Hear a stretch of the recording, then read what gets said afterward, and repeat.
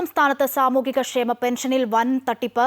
1458 സർക്കാർ ജീവനക്കാർ അനധികൃതമായി സാമൂഹിക ക്ഷേമ പെൻഷൻ കൈപ്പറ്റുന്നതിന്റെ ഞെട്ടിക്കുന്ന വിവരങ്ങളാണ് പുറത്തുവരുന്നത്. ഗസറ്റഡ് ഉദ്യോഗസ്ഥരും കോളേജ് അസിസ്റ്റന്റ് പ്രൊഫസർമാരും ഹയർ സെക്കൻഡറി അധ്യാപകരും ക്ഷേമ പെൻഷൻ തട്ടിയെടുക്കുന്നതിന്റെ വിവരങ്ങൾ ധനവകുപ്പ് പുറത്തുവിട്ടു. അനധികൃതമായി കൈപ്പറ്റിയ തുക പലിശ സഹിതം തിരിച്ചുപിടിച്ച് ജീവനക്കാർക്കെതിരെ കർശന നടപടികൾ സ്വീകരിക്കുമെന്നും ധനവകുപ്പ് അറിയിച്ചു.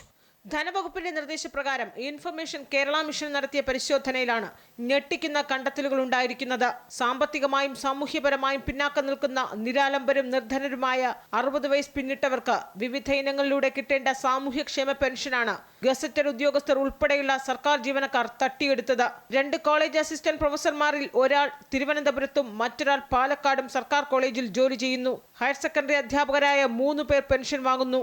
ആരോഗ്യവകുപ്പിലാണ് ഏറ്റവും കൂടുതൽ പേർ ക്ഷേമ പെൻഷൻ വാങ്ങുന്നത്, 373 പേർ. രണ്ടാം സ്ഥാനത്തുള്ള പൊതുവിദ്യാഭ്യാസ വകുപ്പിൽ 224 പേർ, മെഡിക്കൽ എഡ്യൂക്കേഷൻ വകുപ്പിൽ 124 പേരും, ആയുർവേദ വകുപ്പിൽ 114 പേരും, മൃഗസംരക്ഷണ വകുപ്പിൽ 74 പേരും, പൊതുമരാമത്ത് വകുപ്പിൽ 47 പേരും ക്ഷേമ പെൻഷൻ വാങ്ങുന്ന സർക്കാർ ജീവനക്കാരാണ്. സാങ്കേതിക വിദ്യാഭ്യാസ വകുപ്പിൽ 46 പേരും, ഹോമിയോപ്പതി വകുപ്പിൽ 41 പേരും, കൃഷി റവന്യൂ വകുപ്പിൽ 35 പേർ വീതവും, ജുഡീഷ്യൽ ആൻഡ് സോഷ്യൽ ജസ്റ്റിസ് വകുപ്പിൽ 34 പേരും, ഇൻഷുറൻസ് മെഡിക്കൽ സർവീസ് വകുപ്പിൽ 31 പേരും, കോളേജിയറ്റ് എഡ്യൂക്കേഷൻ വകുപ്പിൽ 27 പേരും, ഹോമിയോപ്പതിയിൽ 25 പേരും ക്ഷേമ പെൻഷൻ കൈപ്പറ്റുന്നു.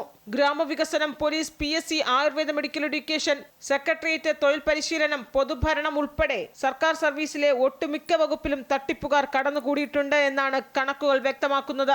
കുറ്റക്കാർക്കെതിരെ കർശന അച്ചടക്ക നടപടി സ്വീകരിക്കാൻ ധനവകുപ്പ് തീരുമാനിച്ചു. അനധികൃതമായി കൈപ്പറ്റിയ പെൻഷൻ തുക പലിശയടക്കം തിരിച്ചുപിടിക്കാനാണ് ധനവകുപ്പിന്റെ തീരുമാനം.